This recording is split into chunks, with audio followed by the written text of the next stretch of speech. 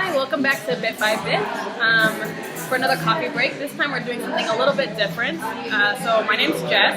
We have a guest today. What's your name? My name's Katherine. And then of course we've got Janet. And we're going to be talking about replaying games. And the reason we have Katherine on for this is because she's sort of our resident expert on replaying games because she's insane and plays games like way more than the normal human being. So I guess I'm just going to start out really quick, Katherine, and ask you to talk a little bit about your experience with replaying games. Like, just talk to us about what games you replay. Maybe tell us how many times you've replayed a certain game. You know what I'm thinking of, and just introduce us to your experience with that a little bit. Alright. I kind of feel like I'm on 60 Minutes, and I'm like one of those people who like only eats cheese potatoes like for every single meal and eats like 600 pounds of potatoes a year, and that's why you're talking to me. But yeah, I've replayed Skyrim probably over a dozen times, and then I played Dragon Age Inquisition maybe 8 or 9 times.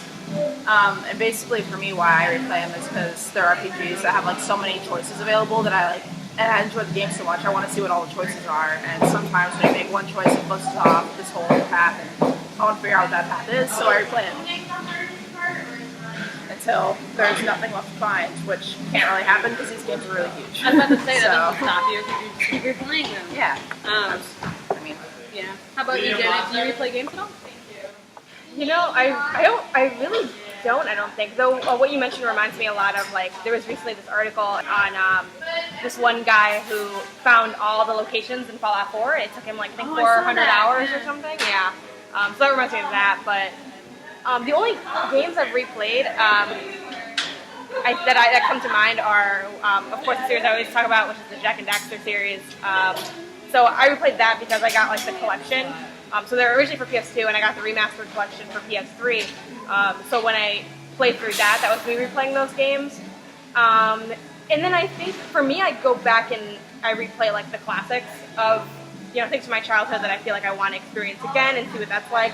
So, Diddy Kong Racing, which I realize is a crappy game, so I'm not going to replay that whole thing. But that one I tried to replay. I replayed, I'm, like, working through the old school Pokemon games, which also don't hold up, so I kind of like stuck playing that as well. I'm replaying Super Mario 64 on the original N64. I also technically replayed it when it came out for the DS, so I played that version as well. And then I'm working through Banjo-Kazooie. So for me, I guess I replay the games that like I really loved from before, like my older gaming experiences, to kind of like recapture that, but then also see like if it holds up and just kind of to go through it again. So I guess I just see. For me, replaying games is about like re-experiencing like the best moments in like your gaming life. Okay, yeah, that's really makes sense. For me, I think there's a couple things that I do replay for the same reason Katherine does. Like, I'm on my 3rd playthrough of Dragon Age Inquisition, so I'm like just a little bit less crazy about it than Katherine is. But it's the same reasons. I want to see what's going to be different, or like what I can try this time that's going to change the narrative a little bit. And then I think, though, if I'm being honest, I just kind of replay the beginnings of games over and over again because I'm a little neurotic. So, like, Mass Effect, I played the first half of the original Mass Effect maybe like 20 times because I'm always like, I'm going to start a new character and I'm going to, play all the way through the series with this new character, and then I get halfway through and I'm like, this isn't how I wanted things to go, and then I start over. So I played, it's like just like an disproportionate amount of times that I played Mass Effect versus Mass Effect 3. I beat Mass Effect 3 once. I beat Mass Effect 2 like 3 or 4 times, and I beat Mass Effect the first one like 8 or 9 times, and started it like way more than that. So I almost always, when I was younger, I'd have like I'd play an RPG game, I get partway through it, and I'm like learning all the mechanics and stuff, and then I just quit and start over. Which is something that like my siblings still always make fun of me for, but I'm kind of a perfectionist, so like if I can see after I get there, I'm like, oh, I see how this works now, I'm starting to understand it, this is what I want to do instead now that I get it, then I'll start over. Which I've been trying not to do because then eventually I just end up not finishing any games ever. Yeah. So it's like the same thing. It's like I never finish my coffee. I just never finish anything. Sometimes I don't finish my sentences. Like I have to finish everything. Yeah.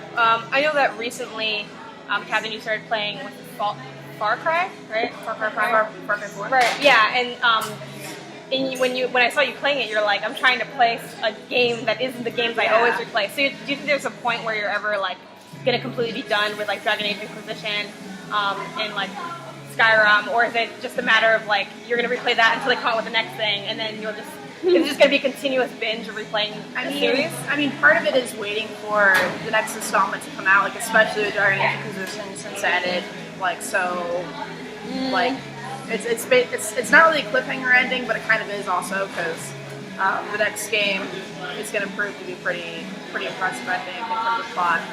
But I'm also like worried about ruining the game for myself, like especially with Skyrim, because like a lot of after you play Skyrim so many times, like some of the stuff gets kind of repetitive. Like I know some of the tombs like purposely, like I know some of the tombs better than I know my own partner right now, and I don't want to like ruin the game for myself by playing so many times. I don't want to get sick of it, so then I try to like branch off and like play something else for a while, so that I can kind of cleanse my palate a little bit.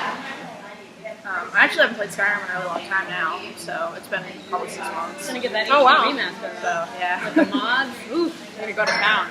No, seriously though, Katherine is just like that. I was playing Dragon Age Inquisition the other day, and I'm like going past something, and I've played Dragon Age Inquisition before, but I don't have the map memorized, you know? And I'll like pass something, and Katherine's like, that's not the right way. Damn it, you know, I'm just trying to play the game, shut up. So I think it's definitely a problem. Yeah. Thanks, Jess. You're welcome. Well, in case it's not clear, Katherine's my roommate. I don't think I mentioned that. No, I didn't. So I've known Katherine this is just like come over to watch me play Dragon Age. Yeah. And if you guys have been watching this for a while, you might notice that we've mentioned like Katherine, like our friend Katherine. And yeah, so this is our friend Katherine. Right. Who we've worked with on a couple of projects, like the Feminist Symposium and all that good stuff. Yeah, absolutely. But yeah.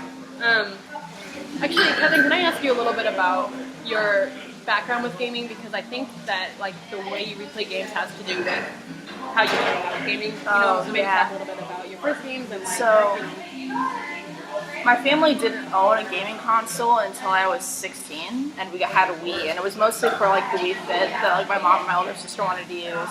So we had like the Wii Sports, and you know those are okay for like parties and having friends over and stuff. But then the first game I actually owned myself was Mario Kart for the Wii. And obviously I only kind of replay Mario Kart because like that's the kind of game it is. Like there's no plot to it or story or anything. Like you just kind of play. But then my next couple of the games were Disney Epic Mickey and Legend of Zelda Twilight Princess. And since those were the only 2 games besides Mario Kart that I owned, like the only game that was really fun to play by yourself, I've played both of those well over a dozen times. I didn't have any other games. I didn't have another console, so so I think that's also kind of what got me to the habit of replaying games a lot. Was that I was just used to having so little selection that I kind of get comfortable in games, and so like they're familiar, and it's what I'm used to.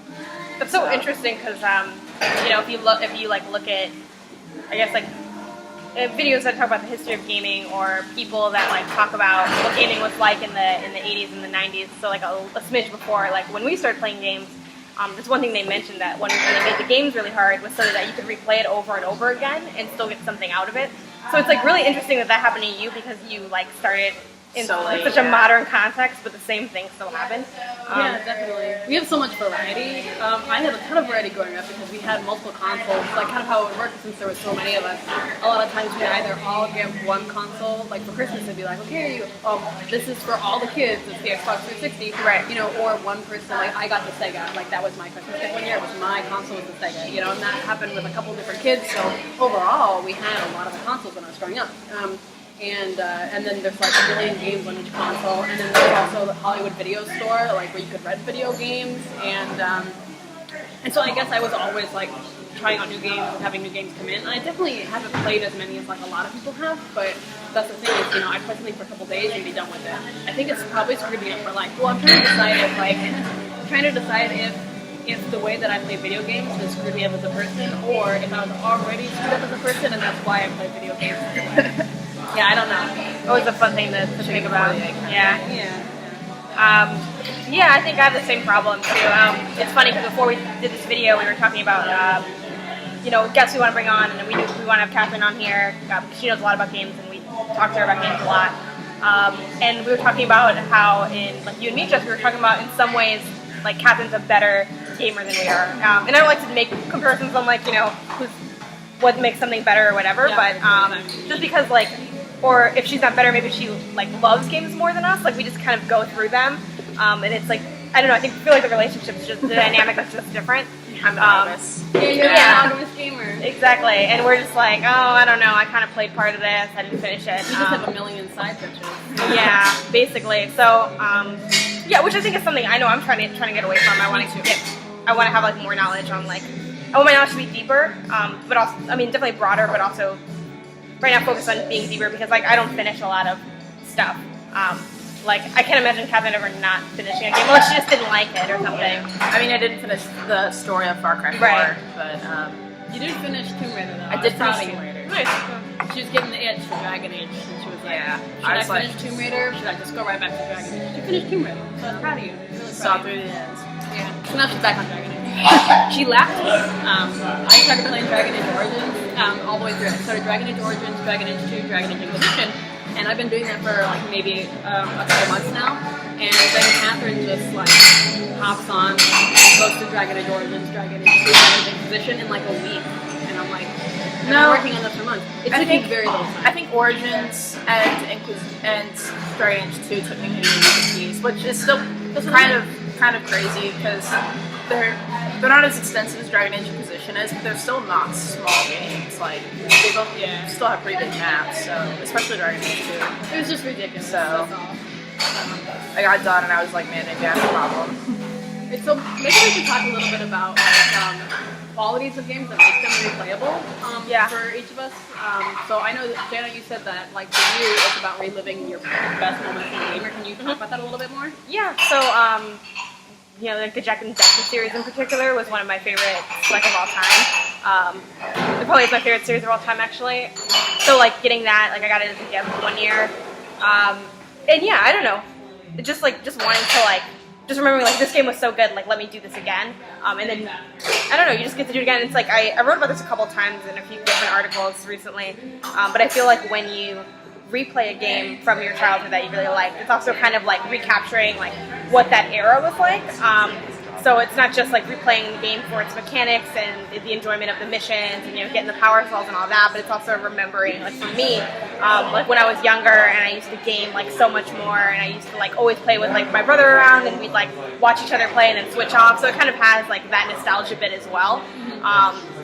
Yeah, it's like it kind of reminds me of how like they say like with memories that like scent is like one of the most powerful like ways that you can trigger memories like through your like olfactory system.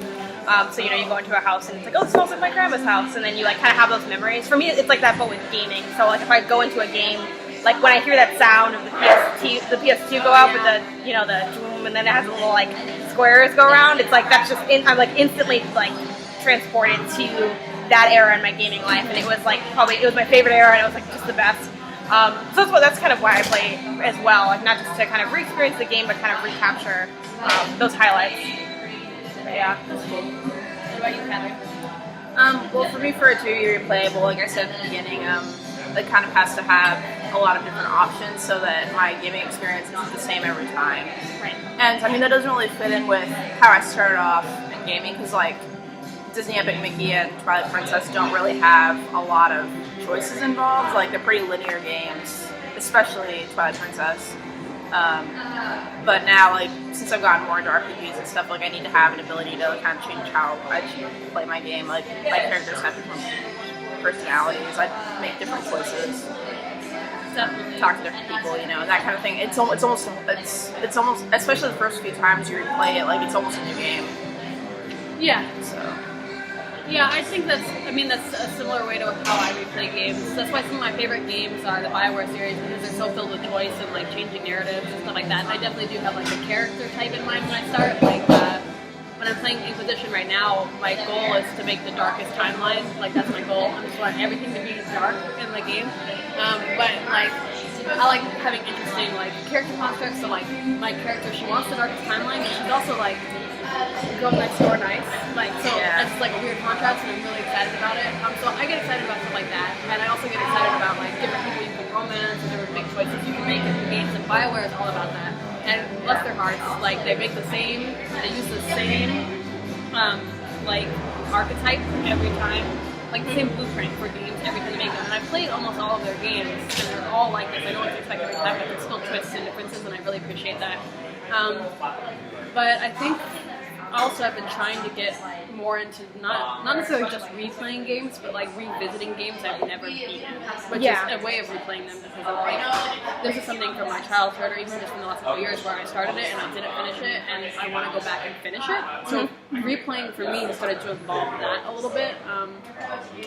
Although there's some things I don't really feel like they need to be beaten, you know, when you replay them. Like, I play a lot of the Pokemon games, but sometimes I don't go all the way through the Elite Four, because it's like a social play for me to play with my brother, and I just play until level 4. So, which is usually like when we get to like level 60-ish, which you may or may not have gotten to the Elite Four by then. So, I'm not going to go back and beat all the Pokemon games. I'm just not going to do it. But pretty much everything else, if I've ever touched it or tried it, and it was like, okay, I'm going to go back and I'm going to beat it. That's my goal. So that's where I'm at. Yeah, I think also kind of like to wind things down.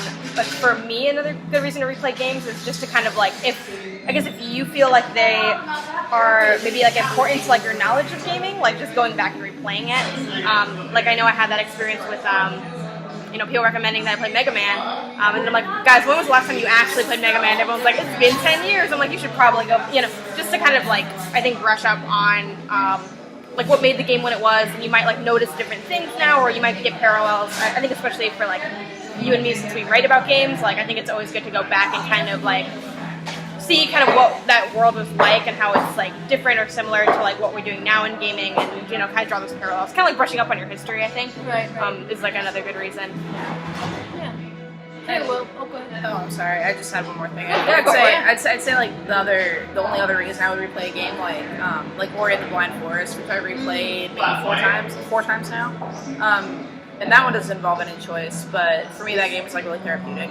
Like it's very calming to me, so that's like the only other reason that I would replay a game besides just experiencing it. Yeah. For its essence. Yeah, I know we wanted to have Katherine on a different time for talking about therapeutic gaming in general. So interesting. And you're one of the people I know who uses it as well, so like you have like distinct games for that, so I'm just like impressed. Like I need to get on there. I think probably the last thing I can think of on that note with this, thinking of like Ori and like other games that like I guess we've either played together or like have seen each other play, like co-op games. Like I'd want to like maybe take someone through a game like co-op style. So like I know I really want to see you guys play. What is it called? Never Alone? Yeah, Never Alone. And if you guys weren't like playing it, I'd like make one of you play it with me or something, just so you could like go through it. So it'd be, I think, another reason to replay it. If you're gonna change the mode you do it, and you want to do like co-op instead of campaign style. I want Katherine to play Resident Evil 5 with me on co-op, but she won't. It stresses her out too much. Zombies. You yell at me. Maybe I'm the one who stresses her out too much. Anyway, thank you so much for coming on our show today. Yeah, absolutely. Thanks for I having didn't me. yell at you at all today. Yeah, I don't know. This is pretty cool. We're going to be doing more guest features in the future. And we'd love to have your guys' input on what kind of topics you want to hear. And you can go ahead and follow us on our Twitter channel, which is Bit by Bit Gaming. And give us a thumbs up on this video here.